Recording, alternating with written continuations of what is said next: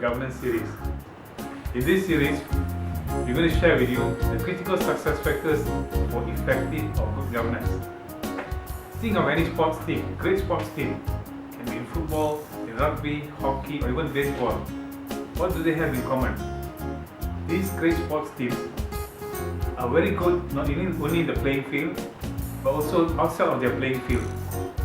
These great sports teams are organized and managed as an association, and they demonstrate 4 key attributes: discipline, accountability, consistency, as well as visibility and transparency. These are key ingredients for effective governance. How do we achieve these key ingredients of effective governance? There are 3 critical success factors for effective governance. The first is management support. If you are in an organization, if you are in a team, there must be a management support. The leadership must show support in terms of governance. The leadership must advocate governance at every opportunity that it has.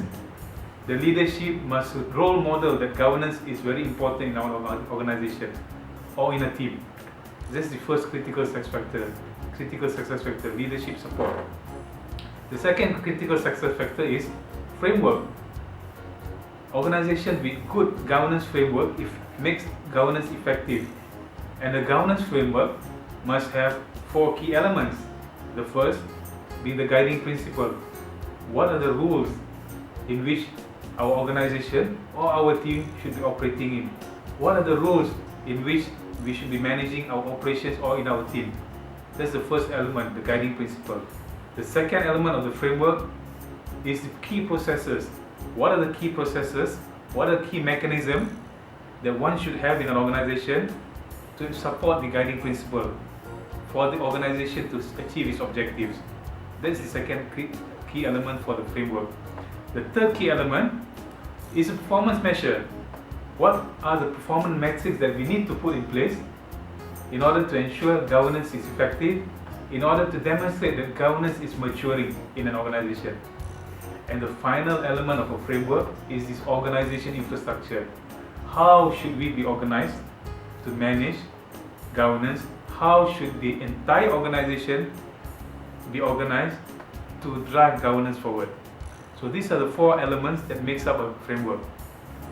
The third critical success factor that makes effective governance is a culture of good governance across the organization. Now, governance cannot reside mainly with the leadership team. Governance cannot just reside with the middle management team. Nor governance cannot reside only with the governance team. It has to be embraced and immersed with all the team members in the team, with the entire workforce of an organization. Therefore, the team, the workforce, needs to understand what governance is. Therefore, the tone from the top, the management tone from the top for governance needs to be communicated. Buy-in has to be obtained so that the team and the workforce supports governance. The team and workforce wants to immerse into governance and make governance effective to ensure the objectives of the organization, the objective of the team is met. Now, these are the 3 critical success factors that makes up governance, good governance. They are, again, management support or management sponsorship, a governance framework, and finally, a culture for good governance. Look around you. Do you have management support to drive governance forward? Look around you. Do you have a governance framework that allows you to make governance effective? And look around you.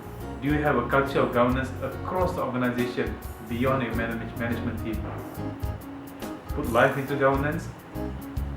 Govern what you dear most, so that what you dear most is safeguarded and you benefit from it. Till I meet you again in the next series, look out for governance inspiration around you.